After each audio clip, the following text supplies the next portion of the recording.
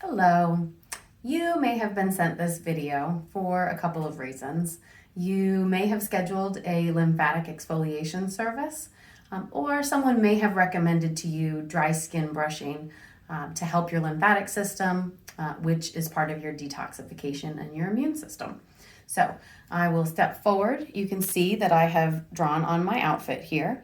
I'm trying to help visualize the pattern that will most benefit your lymphatic system. Dry skin brushing is always good for you. When I first started doing it, I was told to do it towards the heart. That absolutely can benefit you. But if you want to adopt this patterning, this can actually kickstart and activate your lymphatic system as you go. So I'm going to talk a little bit about what I've drawn and why. First, you'll see that at the belly button, it causes quadrants upper and lower, left and right, and that everything from the belly button up is either going to come to the axillary activation site at your armpit or above this line at the chest and breast tissue. You'll see there are more quadrants. This upper inner quadrant goes to the activation site at the collarbone. Everything above the neck comes down to the collarbone. So we've got collarbone activation, axillary activation, and then on our lower quadrants, here at the hinge of the hip where the trunk meets the leg, you've got activation sites in both of those creases. And then around on the back, you have another activation site at the perineum, which is just in front of the anal opening. So let's get started. We're going to be working with dry skin brushes. Could be oval, could be round, whatever you have available is great. I also have here today a smaller facial brush to do the neck and things above in the upper chest quadrant. So that's what I'm going to start with. I usually start at the neck and the chin, bringing everything down to the collarbone, activating the collarbone, and then this upper inner quadrant of the chest also goes up to the collarbone. Okay? After you've finished with those upper activation sites, I'm going to get the activation site in the axillary area going. I usually, when I'm doing this on myself, I probably brush each site maybe 5 to 7 times, whatever feels good. Obviously, you don't want to create any raw skin.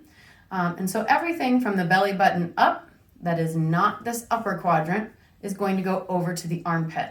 So I've activated the armpit, and I'm going to draw these quadrants of chest or breast tissue over to the armpit, and everything up from the belly button around in the back. I'm also mirroring whatever I can get to come up. Same thing on the other side. And then don't forget your arm before you move on to the lower half. So you'll see that I stay in the front plane, top plane, rear plane. Same thing, other side. Getting everything aiming for that armpit. As we move on to the lower quadrant, remember our activation site from most of the lower half of the body is here at the front hinge of the hip. So from the belly button down, I'm going to aim over. Around in the back, you'll see above that horseshoe that we talked about, I want to bring it around to the front. Down from the belly button and around to the front. And then as we move on to the leg, we've got different portions. So the leg, we're obviously aiming up to the hip, but first I'm going to work on the upper portion of the leg. You have not an activation site at the knee, but a lot of activity at the knee. So I do want to give it a special hello and then move on to the lower half. So as I am focused on that lower half, when I feel like it's complete, I then am going to do the entire leg because we're working against gravity. So any help we can add to it is beneficial in getting that lymph to drain up here at this activation site. Repeat the same thing on the other leg, upper quadrant, activate on the knee, lower leg, and then the entire leg. Okay? And then as we move on to that horseshoe area in the gluteal, everything inside the horseshoe is going to go down towards the perineum.